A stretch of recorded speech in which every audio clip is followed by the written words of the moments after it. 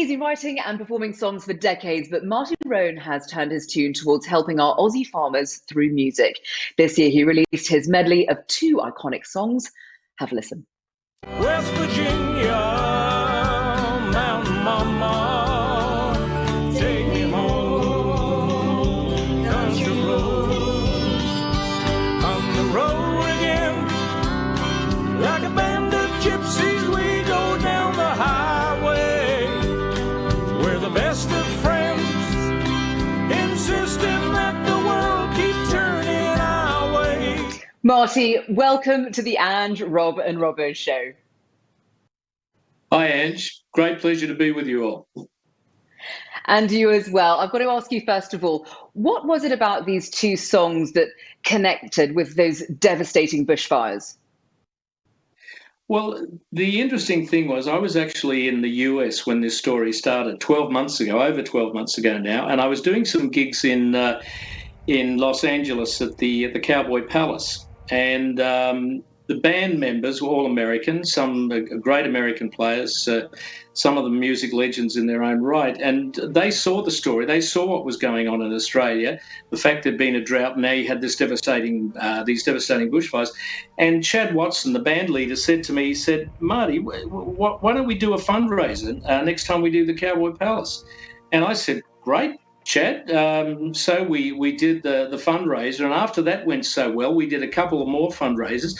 And then Chad said, why don't we go in the studio and put down a couple of songs that epitomise what's been happening in Australia? And I said, well, what do you suggest? And we tossed around a few ideas, and we came up with Country Roads and On the Road Again, because they are so quintessential songs about country. And of course, Willie Nelson had started Farm Aid back in the 80s. So we saw a synergy there. I've had some people say to me, why is it West Virginia? And I said, well, very simply because they were Americans who came up with the idea. And I said, I wasn't really in a position to say, well, why don't we say Murrumbidgee or something? Being friends with Willie Nelson, I thought, I'm not going to push the envelope here. We may get Aussie lyrics for it one day, but I was just so knocked out by their generosity that I went along with it. Of course, and it really is just so remarkable, how far-reaching, the bushfires were, not just nationally, but also internationally. You mentioned Willie Nelson there. Talk to us a little bit about some of the incredible artists who were working on this song with you. Well, when Chad suggested we go into the studio and record it, he said, I've got a friend who has a studio, a guy by the name of Eddie Hedges, who used to be in a band called, I've got to have a look at this because I keep, Blessed Union of Souls, who had 2 number-1 records in Australia. And Eddie gave up his studio for the recording session. And then just on by the by, Chad said to me, he said, we got Jay Leach coming in to play pedal steel guitar. And I said, Jay Leach? He said, yeah, he's on American Idol and plays with Barry Manilow. I said, okay. And then he said, wow. And then he said, I said, who are we going to get for guitar? And he said, I'm going to get a guy by the name of, a great legend like Albert Lee. And 2-time Grammy Award winner Albert Lee, of course.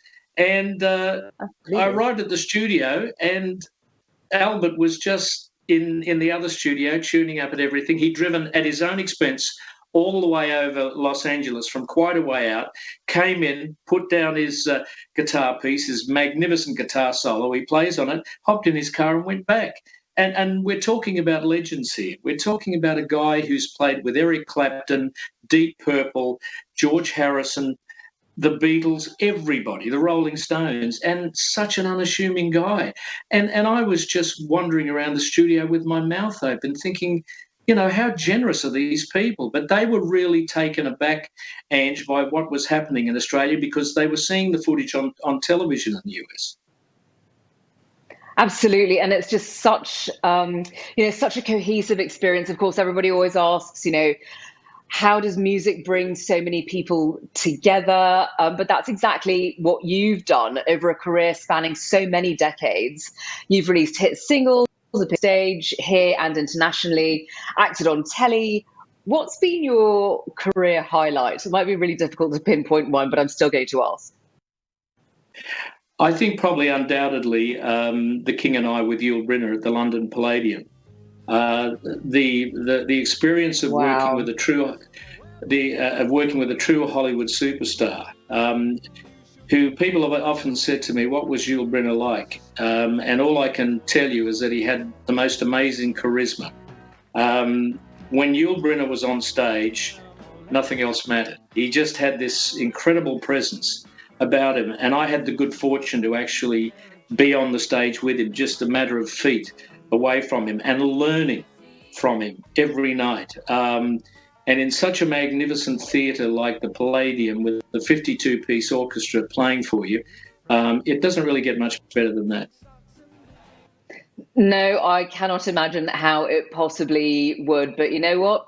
I bet he was just delighted to be in a room with a legend such as yourself, Marty. And I want to thank you so much for joining us here on the Ange, Rob and Robbo show. Thank you. You're very generous putting me in the same league as Yul Brynner, but I'll take it, Ange. We'll talk to you soon, Marty. Okay, thank you.